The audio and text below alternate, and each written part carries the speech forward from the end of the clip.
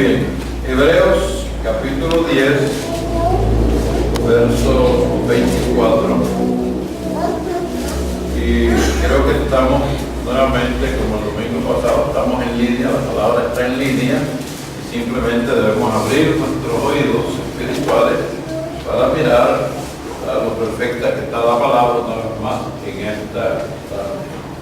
Hebreos 10, 24 dice de esta manera en el nombre del Señor Jesús: y considerémonos unos a otros para estimularnos al amor y a las buenas obras.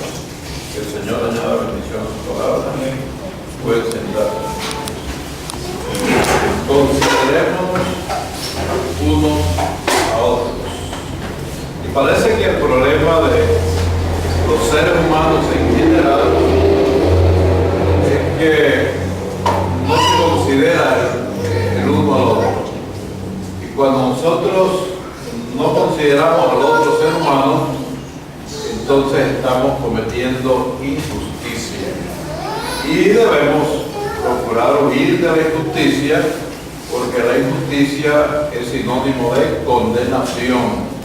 Si Dios nos llama en un momento dado y partimos de esta tierra en injusticia, sabemos que vamos a tener problemas espirituales. Podemos preguntarnos, para comenzar a tener el fundamento del pensamiento en esta tarde, ¿qué es el ser humano? Con esa pregunta en nuestra mente podemos ir avanzando, inquiriéndonos en nuestra mente qué es el ser humano. Posiblemente tenemos diferentes definiciones sobre el ser humano, pero la única definición que nos interesa a nosotros es la definición que el Señor pudiera darnos. Cuando nosotros vemos la definición del ser humano de acuerdo a la Escritura, de acuerdo a la óptica de Dios, podemos decir que el ser humano es el hombre.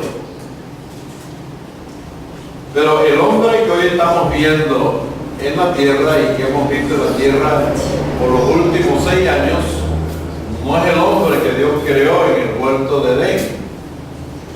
El hombre que Dios creó en el huerto de Edén era un hombre diferente a todos los hombres que vemos sobre el planeta. La mujer que Dios creó en el huerto de Edén era una mujer diferente a todas las mujeres que vemos sobre el planeta. ¿Y cuál es la diferencia entre aquel hombre y aquella mujer y los miles de hombres y de mujeres que vemos en esta tierra? La diferencia es que aquellos estaban en la gracia perfecta de Dios. Cuando el hombre cayó de la gracia, todos los descendientes de él, el hombre y de la mujer, todos venimos a esta tierra desposeídos completamente de la gracia de Dios. Ahora, si tomáramos al hombre del huerto de Edén de este lado y al hombre caído de este lado, vemos que aquel hombre estaba en perfección, estaba en comunión directa y perfecta con Dios. Y cuando vemos al hombre caído, realmente no hay manera de compararlo. Aquel estaba de manera perfecta en línea con Dios, pero el hombre caído, ¿qué es el hombre caído? Antes de decir lo que voy a decir, recordemos que Isaías dijo que nosotros como hombres y mujeres caídos éramos trapos de inmundicia en esta tierra. Y no sé si usted puede pensar o imaginarse lo que es un trapo de inmundicia. No sé si usted puede alcanzar a ver lo que es la inmundicia. La inmundicia es algo horrible, algo que apesta. Y Dios dice que nosotros somos como trapos de inmundicia delante de Él. Esto lo digo para que ustedes vean la diferencia entre lo que es un hombre en línea con Dios y un hombre fuera de la gracia de Dios.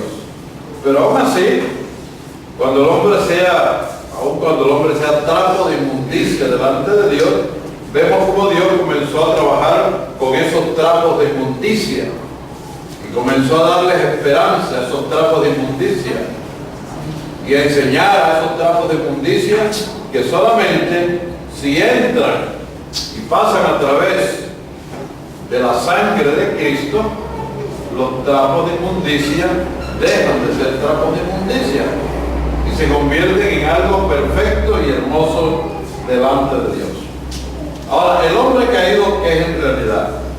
El hombre caído no es más que un manojo, algo así. Es un manojo de pasiones. Cuando una mujer se casa con un hombre caído, se casa con un manojo de pasiones. Cuando un hombre se casa con una mujer caída, se está casando con un manojo de pasiones. Porque el hombre y la mujer caída no están en línea con Dios. Y al no estar en línea con Dios, tanto ese hombre caído y esa mujer caída no son más que trapos de inmundicia en nuestras casas. Trapos de inmundicia en nuestro hogar, trapos de inmundicia en nuestras iglesias, trapos de inmundicia por todas partes. ¿Por qué? Porque el estado decaído solamente produce un hombre o una mujer llena de pasiones. Ahora, ¿qué es lo que hace que una mujer o un hombre llena de pasión corra detrás de un hombre para que lo esté abrazando y parando en cualquier lugar? Precisamente eso, porque ella va a seguir o él va a seguir sus instintos, y sus instintos son instintos llenos de pasiones, no solamente manojos de pasiones, manojos de deseos. Comienzan el noviazgo y lo único que quiere la mujer o el hombre es abrazarse y arrinconarse en cualquier lugar. ¿Por qué lo hacen? Porque están llenos de deseos. Solamente cuando el hombre y la mujer entran en línea con Dios es cuando miran la palabra y dice quisiera, pero el Señor dice que no. Pero cuando no se está en línea con Dios, la palabra no tiene ningún tipo de importancia delante de nosotros. Entonces, manojos de pasiones, manojos de deseos descontrolados, lo cual realmente está mostrándonos un ser humano lleno de imperfecciones. Y lo único que ayudaría a que esta imperfección se vuelva perfección,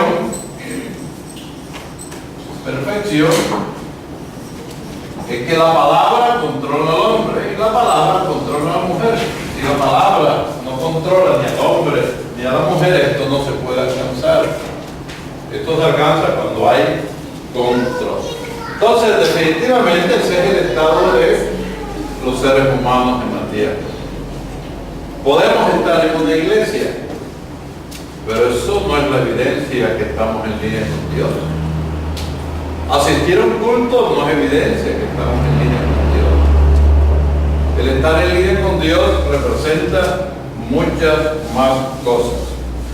Entonces, toda esta imperfección en el hombre y en la mujer, cuando llegamos a la iglesia, no nos deja entender el versículo 24 del capítulo 10 de Hebreo.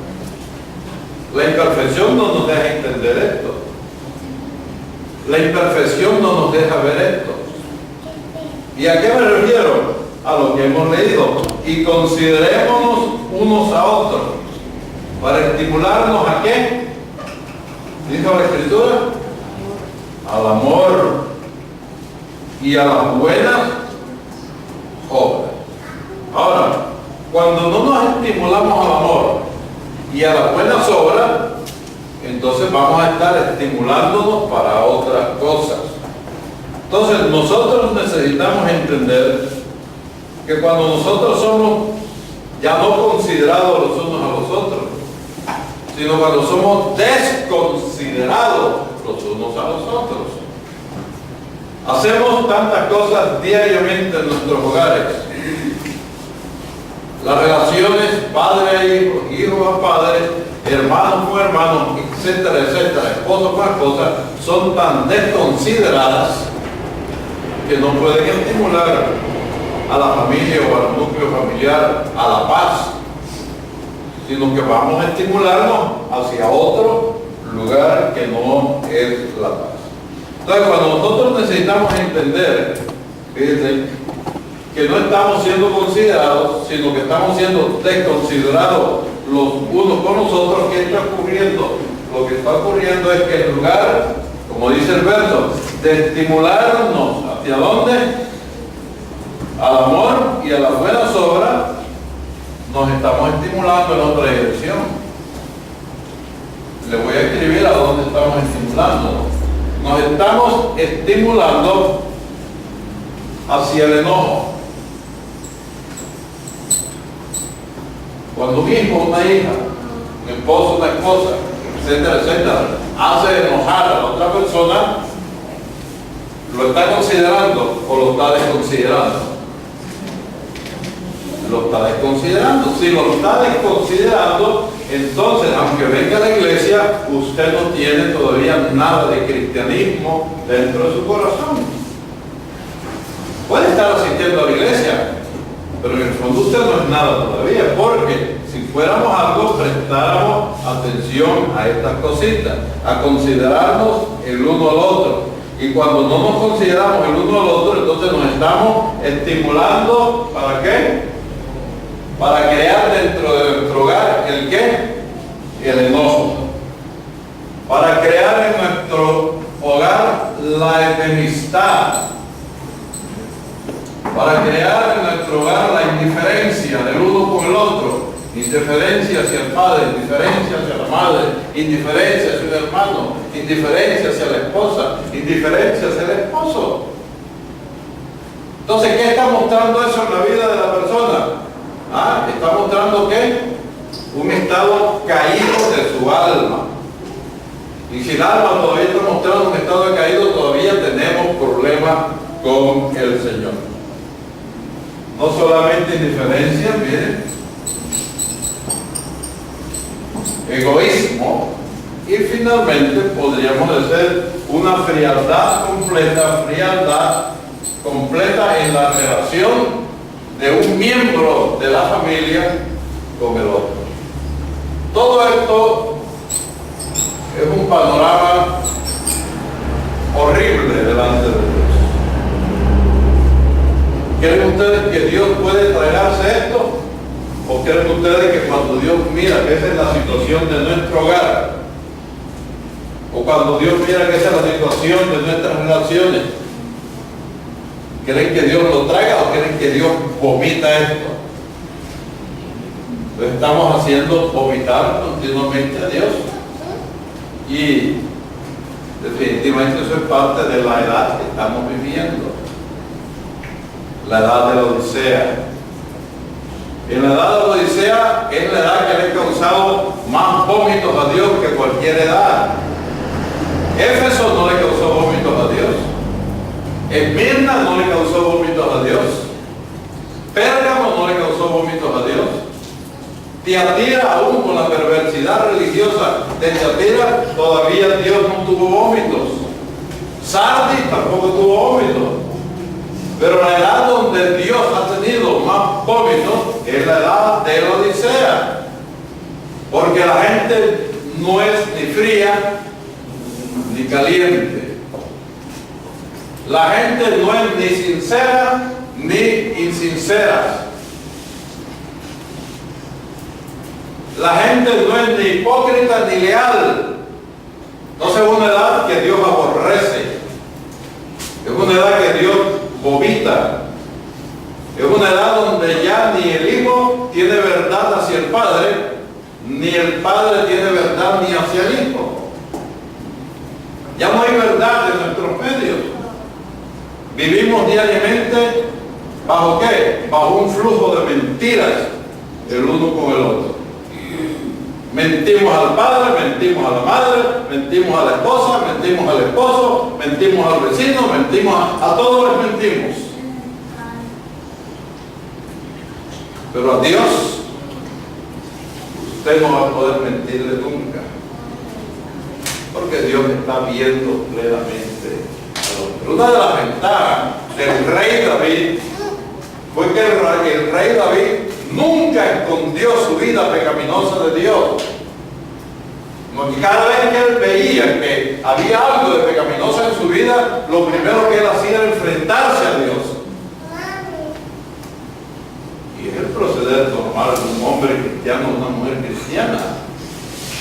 Puede esconderse de la esposa, puede esconderse del padre, puede esconderse de la madre, pero Dios lo está viendo a usted en cada momento.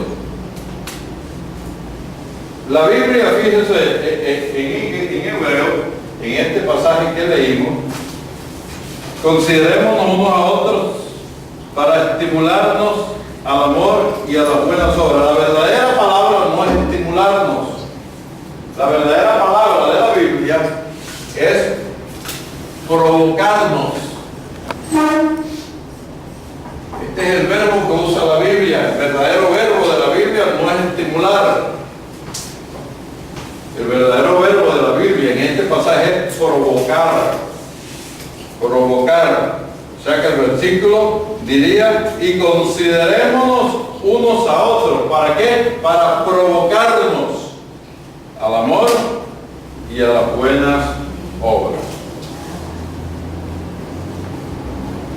El amor desaparece día tras día en esta perversa edad de la odisea en que nosotros vivimos. El profeta dijo: el único lugar, no busque otro lugar, solamente escuche, el único lugar, y le digo que no busque otro lugar, porque el que dijo esto fue un profeta, y usted no puede mirar más alto que un profeta. Usted no puede ir más alto que un profeta, porque un profeta es la boca de Dios en la tierra. Así que usted no debe o debe aprender a no menospreciar cuando un profeta hable, porque el profeta es los ojos y la boca de Dios en la tierra. Cada vez que Dios ha querido descender y decirle algo directo al pueblo, nunca lo ha hecho a través de un pastor. El pastor lo que ha hecho es aprender su Biblia y predicar detrás del púlpito. El evangelista ha hecho lo mismo. Pero cada vez que Dios ha querido decir algo importante al mundo o a su pueblo, siempre ha tenido que levantar un profeta. Y cuando Dios levanta un profeta, no pueden haber dos profetas en la tierra. Jamás Dios ha tenido dos profetas en la tierra. Él siempre ha tenido un solo profeta. Dos profetas causarían confusión. Entonces levanta un profeta en la tierra. Siempre, desde que usted comienza de Moisés en adelante, usted va a ver que cada vez que Dios ha querido tratar con el pueblo o con la iglesia, siempre ha tenido que levantar un profeta. Y cuando Dios ya se harta, voy a usar esa palabra, de la conducta del pueblo y de la gente, Dios se retira. Cuando Dios se hartó de Israel, ¿por cuánto tiempo se escondió Dios? Por 400 años le dio la espalda a Israel. Y a los 400 años fue que levantó a un hombre llamado Juan el Bautista. Cuando Juan el Bautista viene, como no viene hablando de la manera que hablaban los sacerdotes fariseos, como no vino hablando de la manera que hablaban los saduceos, como no vino hablando de la manera que hablaban todos los líderes del tiempo de Juan el Bautista, ¿qué hizo el mundo religioso? Lo apartaron. ¿Por qué lo apartaron? Porque no hablaba como ellos, porque la voz de ellos ya no era la voz de Dios. La voz de Dios estaba en un hombre llamado Juan el Bautista. Siempre ha sido así. ¿Por cuánto tiempo tuvo a la iglesia gentil, a nosotros, sin profeta? Para darle una idea, más o menos, Dios tuvo a la iglesia gentil aproximadamente por casi 1800 años sin un profeta en la tierra. Pero Dios envió un profeta. Pero como ese profeta que Dios envió no vino hablando como los pastores, no vino hablando como los evangelistas, no vino hablando como los maestros, no vino hablando como ningún líder religioso. ¿Qué hicieron? ¿Le creyeron? No le creyeron. Pero aún cuando el mundo religioso no le creyó, sobre la tierra había un pueblo de Dios que oímos y creímos. Amén. Porque era la voz de Dios reprendiéndote. Un profeta no viene para decirle nada bueno a la iglesia. Los profetas siempre vienen es para reprender las iglesias. Si un hombre viene y se para detrás de un púlpito y dice que es profeta, pero no empieza a reprender a la iglesia, ese hombre no es profeta. No temamos. Parémonos frente a él y decirle: mentiroso, usted no es profeta. ¿Y por qué conocemos a un profeta? Por el mensaje que el hombre trae.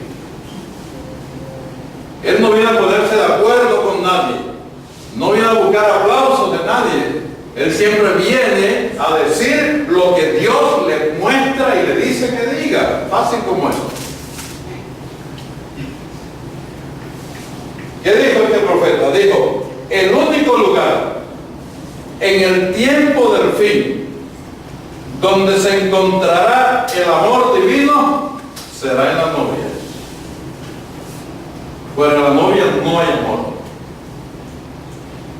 Pero para que el amor se manifieste en la novia, tiene el Espíritu Santo que está en la novia. Porque Dios es amor. Dios es Espíritu Santo. ¿Cómo puede usted expresar amor divino sin Espíritu Santo?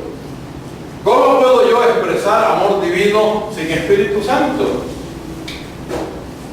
No, hermano, es que yo, mire, si veo a una persona con hambre, yo me meto la mano.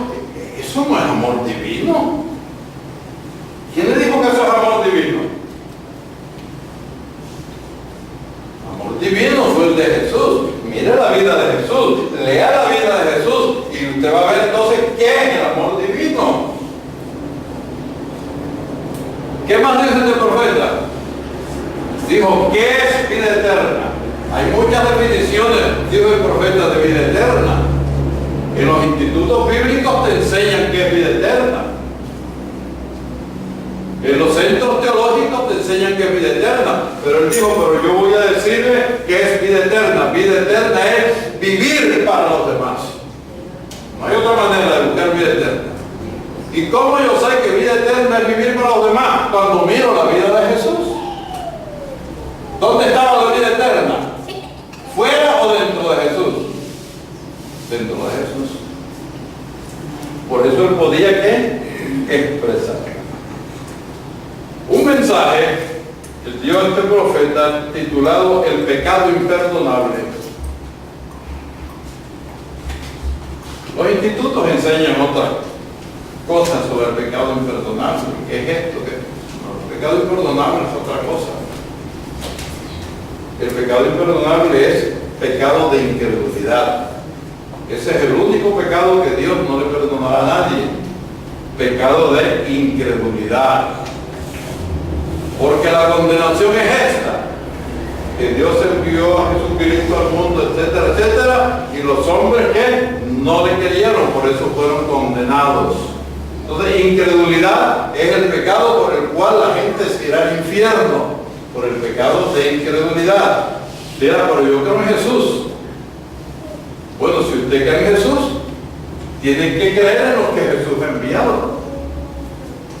Porque Jesús lo dijo. No solamente tienen que creer en mí, tienen que creer en lo que yo he enviado. Entonces hay que buscar a ver a todos los que ha enviado Jesús después que se fue. Entonces creer en Jesús no es suficiente. Tienen que ir más allá de creer en Jesús. E ir más allá de creer en Jesús es creer en lo que Él ha enviado. Fíjense, en este mensaje dice así: escuchen aquí ahora, mantengamos firme sin fluctuar la profesión de nuestra esperanza, porque fiel es el que prometió, y considerémonos unos a otros para provocarnos al amor y a las buenas obras. Provocar significa animar. Anímense el uno al otro hacia el amor. Y realmente somos tan fríos.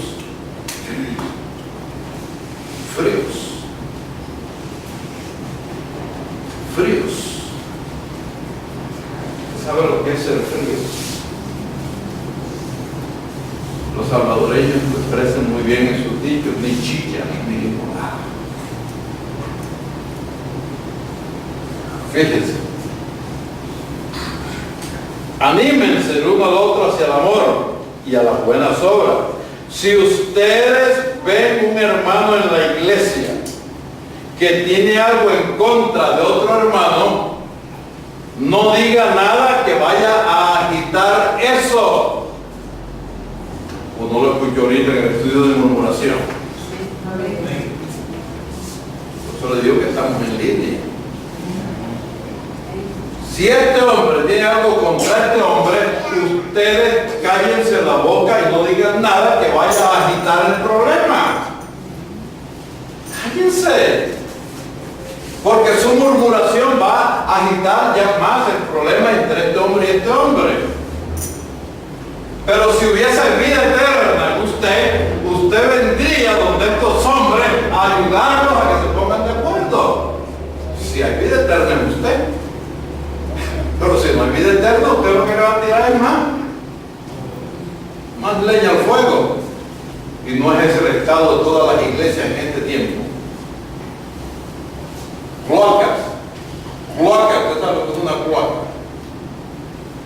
Usted sabe las cosas que viven en las cloacas. Ahí viven sapos, ahí viven ranas, ahí viven culebras, ahí viven reptiles.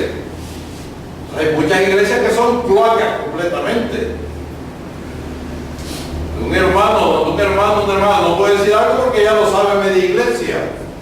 Eso no puede ser. Eso no pertenece a la iglesia de Cristo. A la novia no pertenece eso. Pertenecerá a las otras iglesias, pero no a la novia. No a la novia. Fíjense. Anímense el uno al otro hacia el amor y a las buenas obras. Si ustedes ven a un hermano en la iglesia que tiene algo en contra de otro hermano, no digan nada que vaya a agitar eso, que vaya a echarle más fuego, sino diga algo que llegue a unirlos. Fácil como es, pues. Provóquense el uno al otro hacia las buenas obras y hacia el amor. Eso es lo que debemos hacer como iglesia. ¿Y qué es eso? Eso es alguien que ha nacido de nuevo. El que no hace esto no ha nacido de nuevo. El que no hace ni practica esto no tiene Espíritu Santo. Solamente que un manojo de qué? De pasiones, manojos de deseo, pensamientos carnales, vida mundana.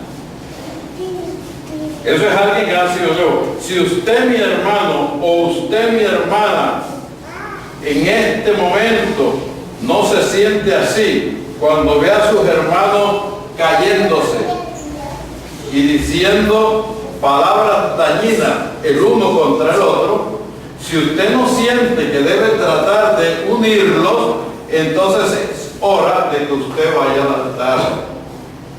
Fíjese. Si usted no siente que lo que debe usted hacer es tratar de unirlo, ¿qué dijo el profeta? Es hora que usted vaya al altar. ¿Qué le quiso decir el profeta? Usted está perdido. Usted no tiene Espíritu Santo. Usted no ha nacido de nuevo. Usted no es cristiano. Tiene que venir al altar, dice el profeta. ¿Para qué? Para buscar misericordia de Dios.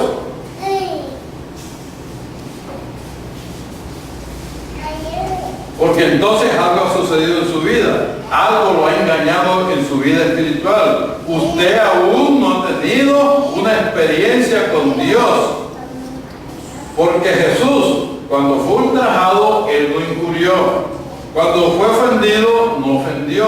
Cuando lo injuriaron, se volvió y les hizo ver el bien. Cuando lo persiguieron y lo crucificaron en la cruz, Él los miró y solo dijo: Padre, perdónalo, porque no saben lo que hacen. Si esa clase de espíritu que estaba en Jesús no está en ustedes, hermanos, entonces el Espíritu Santo nunca ha venido ni siquiera a visitarlo. Porque ese era el Espíritu que estaba en Jesucristo. La Biblia dijo que estaría en ustedes Cristo, porque Cristo debe estar en la iglesia. Ahora, considerémonos unos a otros. ¿Hacia dónde quiere el Espíritu Santo llevar con ese versículo? Debemos preguntar, ¿qué quiere el Espíritu Santo ahí con nosotros? ¿A dónde es que quiere el Espíritu Santo llevarnos? El versículo es sencillo, lo entendemos. Bueno, no es importante solamente entenderlo, es a ver a dónde es que quiere llevarnos con este versículo el Espíritu Santo. Fíjese, nosotros debemos en forma diligente y atenta prestar atención a ese verso. Este verso vino muy bien con la enseñanza del hermano. Debemos de manera diligente y atenta considerarnos los unos a los otros. ¿En qué momento? En el momento en que alguien esté pasando por pruebas. En el momento en que alguien esté en dificultades. Y en el momento en que alguien esté rodeado de gran debilidad. Entonces, frente a esas tres cosas, que el hermano o la hermana esté bajo pruebas, o que el hermano o la hermana esté en dificultades, o que el hermano o la hermana se encuentre preso y caído en debilidades. Cuando hablamos de debilidades, no estamos hablando de debilidad por falta de vitamina. Estamos hablando de debilidad espiritual. La debilidad espiritual hace que nos caigamos. La debilidad espiritual hace que nos salgamos de la gracia del Señor. La debilidad espiritual nos pone en circunstancias difíciles, circunstancias pecaminosas. Entonces, cuando un hermano, ya casi voy a terminar, está bajo pruebas, ¿qué es lo que normalmente hacemos cuando vemos un hermano de la iglesia bajo pruebas? Cuando vemos al hermano o a la hermana en dificultades, ¿qué es lo que hacemos normalmente en las iglesias? Cuando lo vemos en debilidades, ¿qué es lo que hacemos? Fíjense, si el hermano está o la hermana está bajo pruebas, eso no significa que está en pecado, está bajo pruebas nada más. Está pasando la de San Quintín, está pasando la dura, le están sucediendo cosas en su vida fuertes, no lo de pecado. ¿Qué es lo que hacemos cuando un hermano está bajo pruebas? Casi toda la iglesia, empezando por el pastor, dice: no, Dios se lo entregó a Satanás. Y con ese dicho empiezan a recordar tal vez los errores que el hermano o la hermana hizo hace un año o 2 años. Pero básicamente así que reaccionamos. ¿Usted cree que con el Espíritu Santo se reacciona así? No. El Espíritu Santo ya dijimos que no reacciona así el hombre ni la mujer. Si el hermano o la hermana está bajo dificultades o problemas, ¿qué es lo que piensa la mitad de la iglesia? Algo malo ha hecho.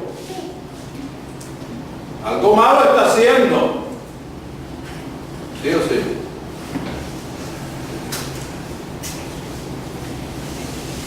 Y si el hermano o la hermana está caído o caída, hablando de pecado, y nosotros aparentemente estamos santos, aparentemente estamos viviendo sin emborracharnos, sin fumar marihuana, sin usar ningún tipo de droga, sin andar posiblemente estamos creyendo que estamos muy bien, pero ya está la hermana caída.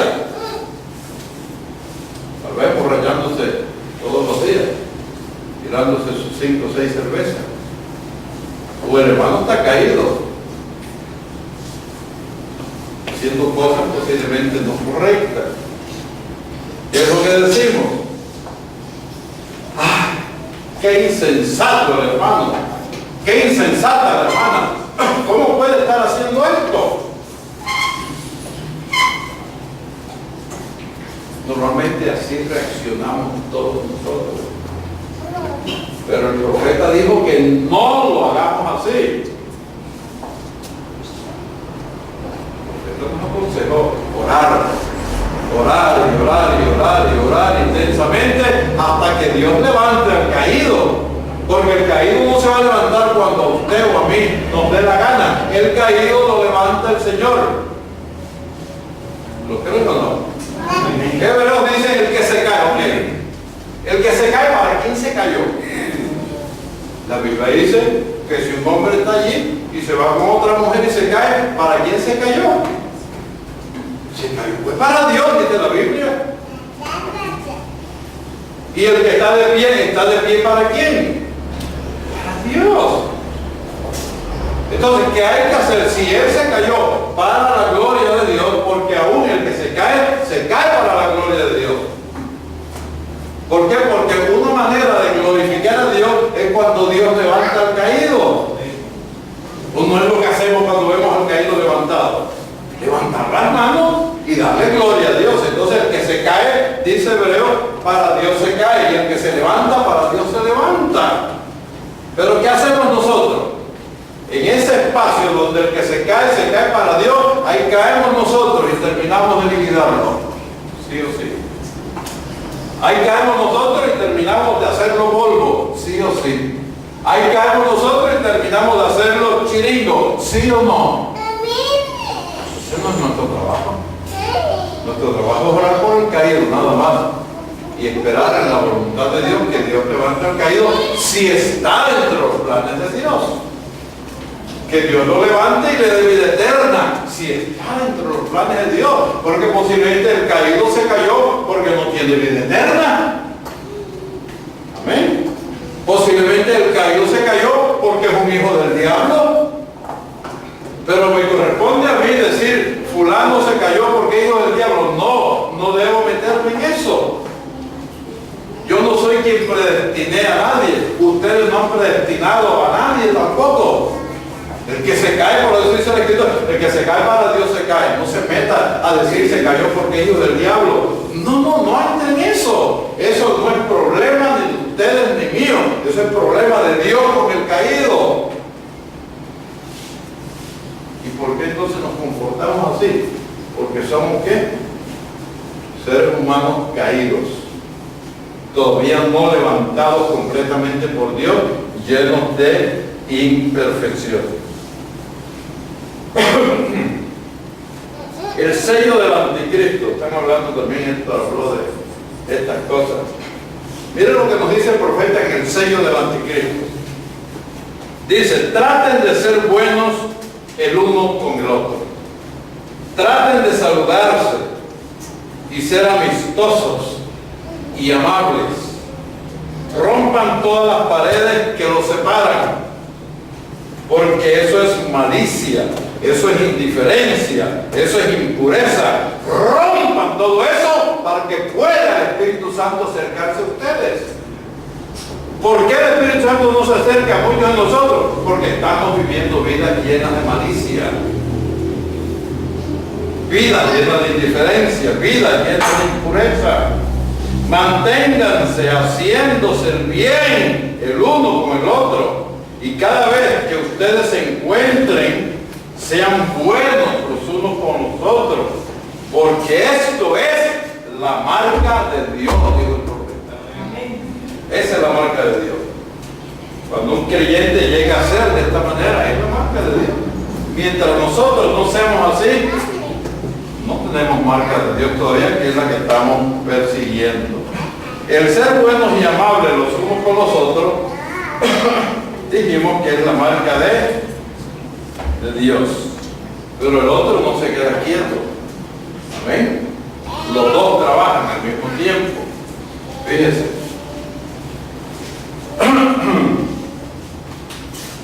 viene, ¿para qué? Para ungir en forma errada a mucha gente de la iglesia. Y voy a enumerar algunas cositas aquí para que veamos los espíritus correctos que pueden venir a cada uno de nosotros. Los espíritus correctos que pueden venir a nosotros a ungirnos. ¿Para qué? Para alejar el Espíritu Santo en nosotros. Primero, hay un espíritu que puede venir y tomarnos y hacernos prometerle algo a un hermano y no cumplirlo. Eso es espíritu de anticristo, porque es un espíritu de mentira, no es un espíritu de Dios. Nunca prometa usted algo a nadie si usted no va a cumplirlo, no lo haga. Porque comprometer y cumplir y no cumplir, prometer y no cumplir es engaño. ¿Sabe usted eso? Prometer y no cumplir es engaño. Mejor no prometa. Y si usted no promete, no tiene que cumplir. Y si no promete y no tiene que cumplir, usted no está engañando. Fíjese. Pero que el enemigo viene y nos unge con esos espíritus para que caigamos ungidos por espíritu de engaño. Y solamente conocemos en la Escritura a uno solo que fue llamado el engañador. ¿Y saben quién fue? ¿Quién fue el engañador? Bueno, todos lo saben. 2. No tome algo prestado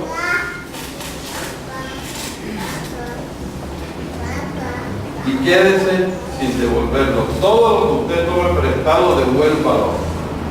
No retenga lo que presta, porque prestado se lo dieron. 3. No preste dinero a un hermano y no cancele la deuda. 4. No esté comiendo el pan de balde ni en su casa ni en la casa de ningún hermano. No se acostumbra a eso. Jamás coma el pan de balde en una casa.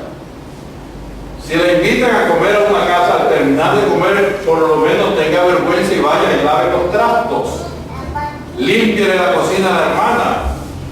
Porque si usted no lo hace, está comiendo el pan de balde, de choto, como decimos los salvadoreños. No lo haga. De la manera en que a usted lo invitan, usted también corresponda con la persona que lo invitó. Estamos en un tiempo ya más técnico. No preste el vehículo a un hermano. Cuando preste el vehículo a un hermano, no se lo devuelva sucio. Hay gente que le gusta prestar vehículos y lo devuelven más sucio de lo que se lo prestaron.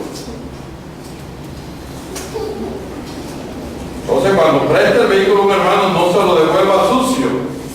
Y menos, no se lo devuelva sin gasolina. Póngale gasolina de nuevo, la que se gastó, no sea sinvergüenza.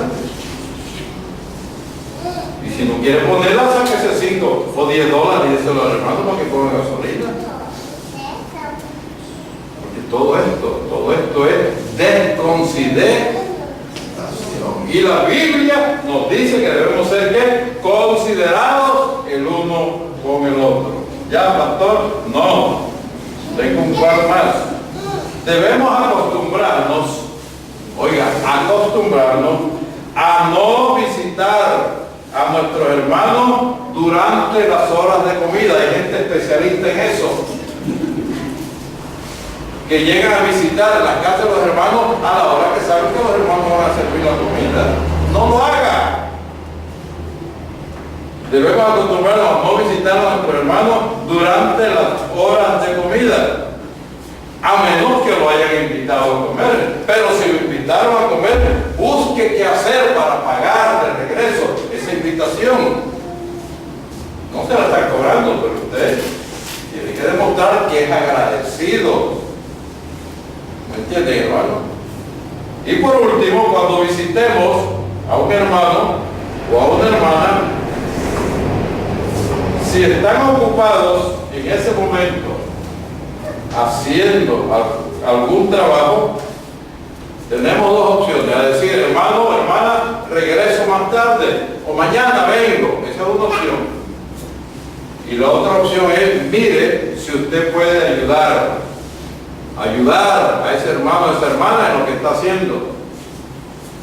Si la hermana está barriendo, hermana, bienvenida, entre, vaya y mire dónde está el trapeador. Y la hermana trapeando y usted, la hermana barriendo y usted, mire, trapeando, haga algo. Los cristianos debemos dejar de ser tan descarados. Porque si hay una gente más descarada en la tierra, son los cristianos que no tienen el Espíritu Santo.